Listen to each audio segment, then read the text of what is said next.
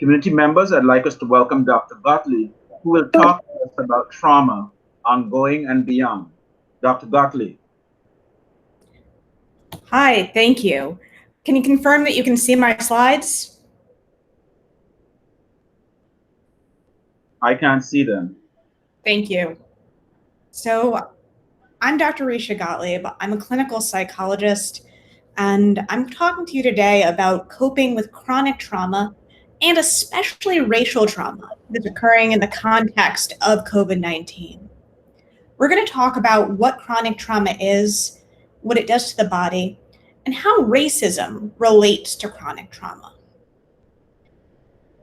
In the end, we'll also speak about what to do with that, how to cope with the trauma now. I'd like to invite you to begin at the end with me. If you aren't already, please sit back in your seat with your shoulders back, your chin up, and your back straight for a gratitude practice. Open your hands, palms up, and rest them gently at your sides. If you're able, ground your feet into the floor. I'd like you to say to yourself, I am grateful that when I was weak, somebody else was strong. I am grateful that when I was tired, somebody else was rested. I am grateful that when I had no words, no breath, somebody else was my voice. I am grateful that when I could, it was enough. I am grateful that when I could, it was enough. Take 3 last breaths, inhaling your gratitude and exhaling calm. You might think of a specific person you feel gratitude for, or your community as a whole. And know that right now, they're with you. So chronic trauma is a bit different than acute trauma. Acute is that kind of single one-time trauma. Let's say you get into a car accident, you're the victim of a crime or a natural disaster, a really short-term abusive relationship. Whereas chronic trauma is trauma that is repetitive, unremitting threat to life, health, and well-being that occurs over an extended period of time. And here's the key, is that it's just the threat. The threat means that you yourself may have had something happen to you, but that doesn't necessarily need to occur. You can just be living with the knowledge that something terrible is likely to happen. Now, in acute trauma, there's a sort of beginning, middle, and end. And even if there is ongoing emotional impact, your logic brain knows that it's over. Whereas in chronic trauma, you have this feeling like there is no end in sight, and the only thing one can do is to endure. And that word endure is so important. Enduring is something that we do when we're not looking for a way out. We're living with it. And I want you to hear these 2 words next to each other, enduring versus living. When we are enduring, we are not living. And what is it that we are trying to endure? Well, many times chronic trauma comes out of long-term abusive relationships. That might be a parent-child relationship. It could be a romantic relationship. It can even be an unhealthy work system. Or several instances of acute traumas, one-time things happening one right after the other. Think about the illness of all the people who you have known. Think about all the friends that you have supported through their own pain at this time. And chronic trauma shows up in the body a bit differently than acute trauma does. You might have fewer specific memories, whereas in acute trauma, you might have a flashbulb. And rather than the specific place that you go back to, instead, your body, your cells hold that memory. And we're going to talk a little bit more about that.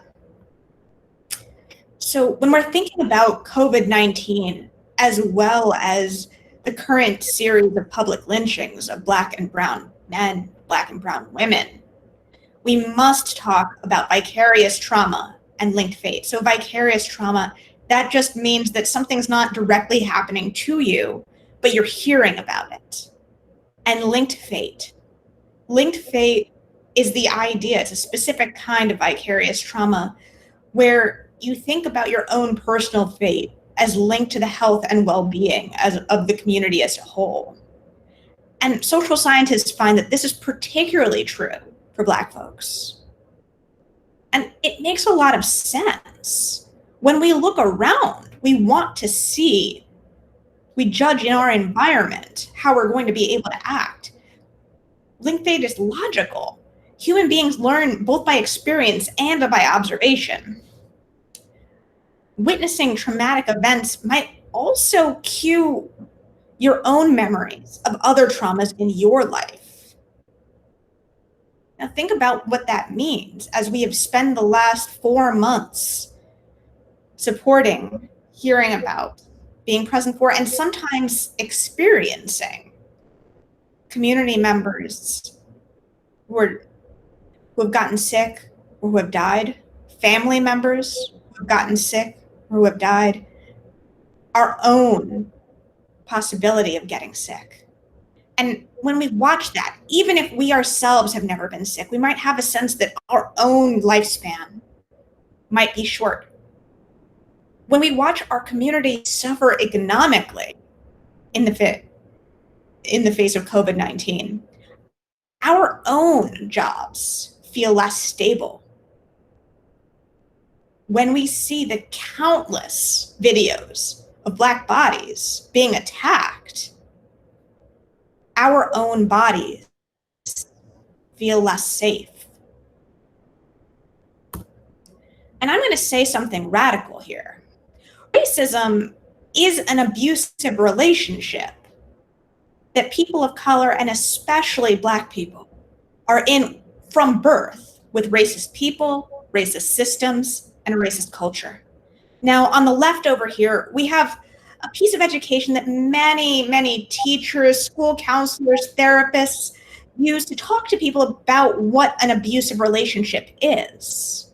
Excuse but me, they're Dr. talking Gottlieb? about, Quickly, yes. we can't see your slides. You can't see the slides. No. All right. Hold on a minute. Let me try again. Yes, thank you. Thanks for letting me know. I was trying to wait for a time when I can get a cut in. But please go ahead. Now I can see Can them. you see them now? Yes, thank you.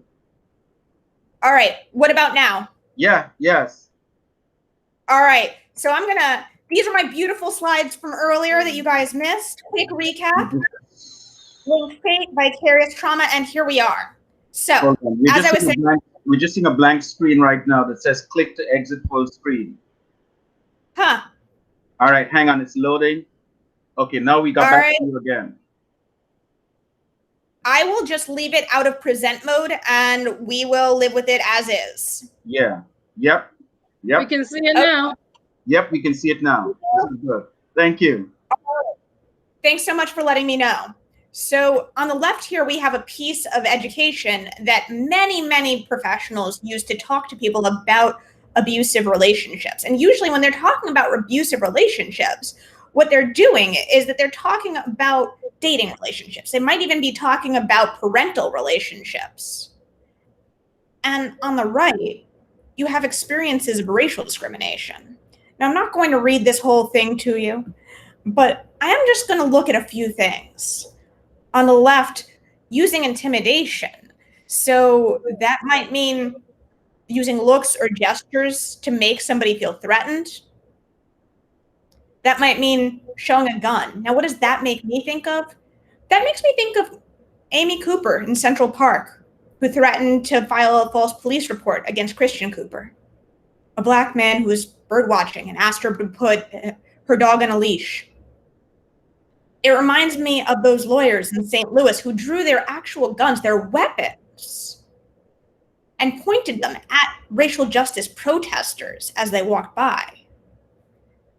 Now I'm thinking about isolation, using isolation on the left, controlling where people are allowed to go, controlling what you do, who you socialize with.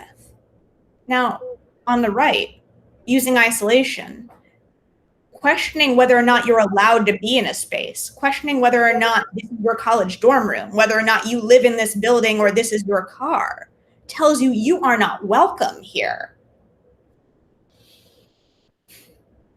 And a lot of time, because many people don't feel comfortable seeking help either from the police or from hospitals in the time of COVID-19. Think about what that means in terms of trauma. The knowledge that if you were to get sick, you may not trust your doctor to heal you, to hear about your pain. Now, trauma lives in the body. That's something that I said a little while ago. It actually changes our cells, it changes our DNA. And those are things that we pass on to our children. There are genes that have to do with dealing with stress that put us at risk for depression. It's called FKBP5. And when we experience chronic, unremitting trauma, that gene becomes changed. And it does for our children thereafter. Now, if that gene is changed, think about what it means as now our bodies are moving through the world going forward. This fight and flight response is meant to get us out of a situation in the short term.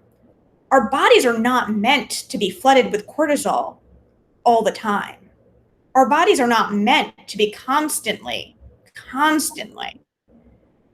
looking for an assailant. And it makes us sick. It makes us physically ill. So what does trauma look like in the body? It makes you tired. It makes you have headaches and stomach aches.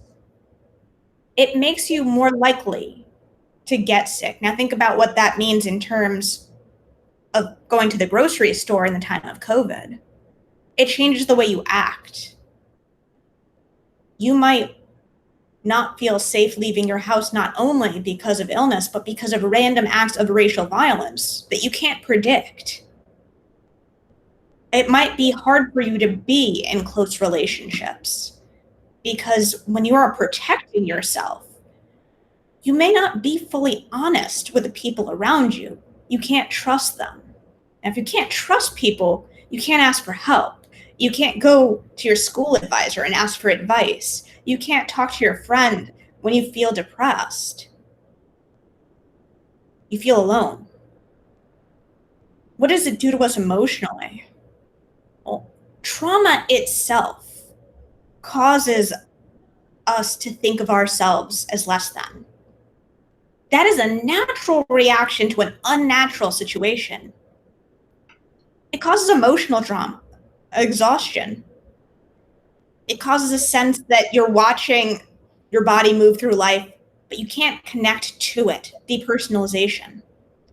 So many people come to my office and they say, all right, thanks for all the information, Dr. G. Can I get over it?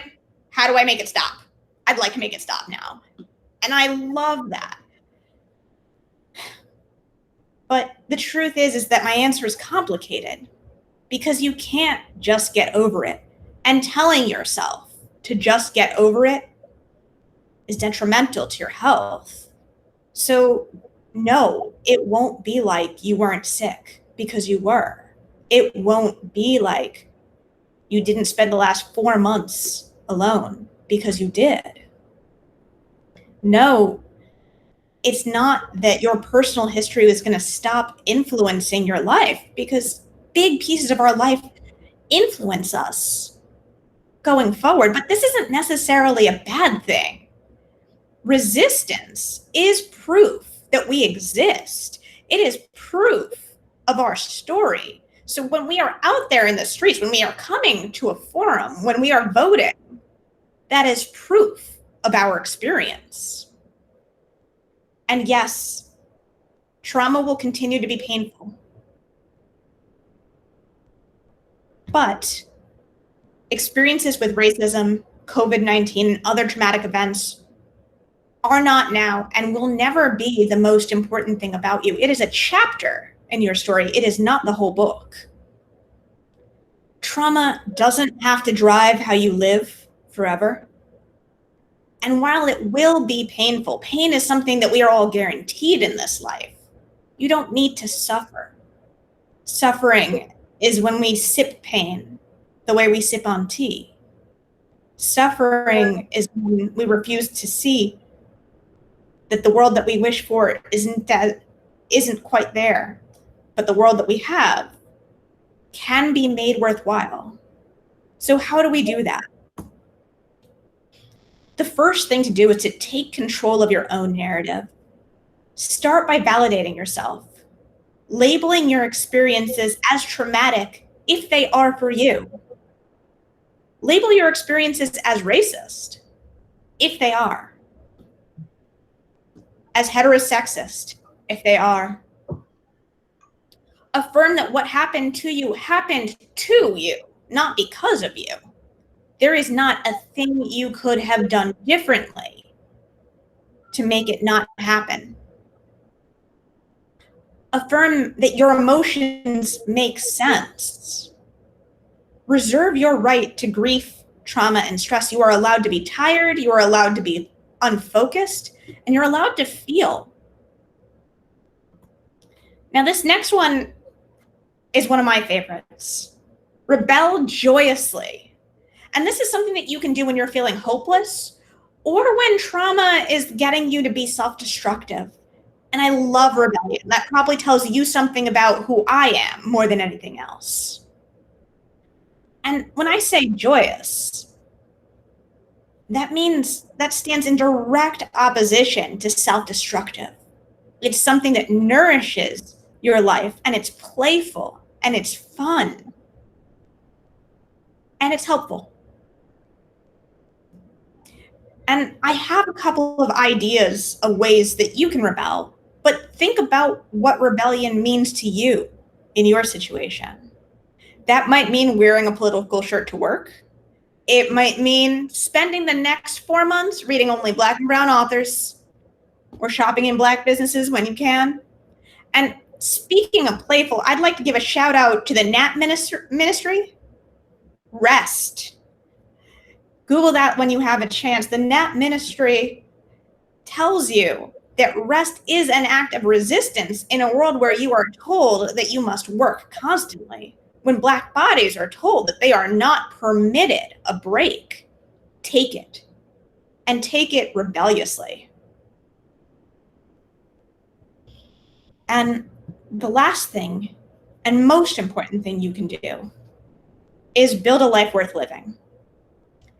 Your life worth living must include your own personal identities, your racial identities, your gender identities, your sexual identities, and take time to envision what that means to you, what these identities mean to you right now.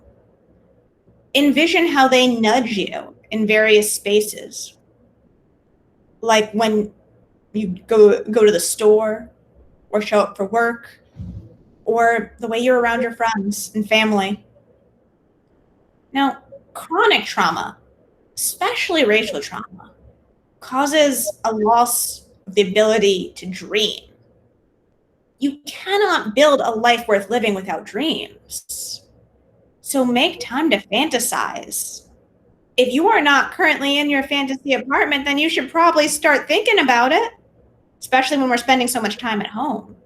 Even if that fantasy stays a fantasy, think about what you would do if you were approaching your life with playfulness and curiosity. Picture 10 years, 5 years, 1 year? And what would be perfect? Whether it's a trip to Bali or just a trip to the grocery store without a mask. You are allowed to dream. Take time to ask yourself what you want, not what you should do or what you need to do or what somebody told you to do, but what you want to do. Take time to ask yourself what brings you happiness. Your happiness is not a luxury. Now, one thing that grounds me is I am always grounded in my elders. So I am going to end this with Audre Lorde. Caring for myself is not self-indulgent. It is an act of self-preservation. It is an act of political warfare. I'm inviting all of you to engage in warfare with me. Thank you. Thank you very much, Dr. Gottlieb. This is actually truly impressive, and I think this is truly significant as a way to bring this entire series to an end.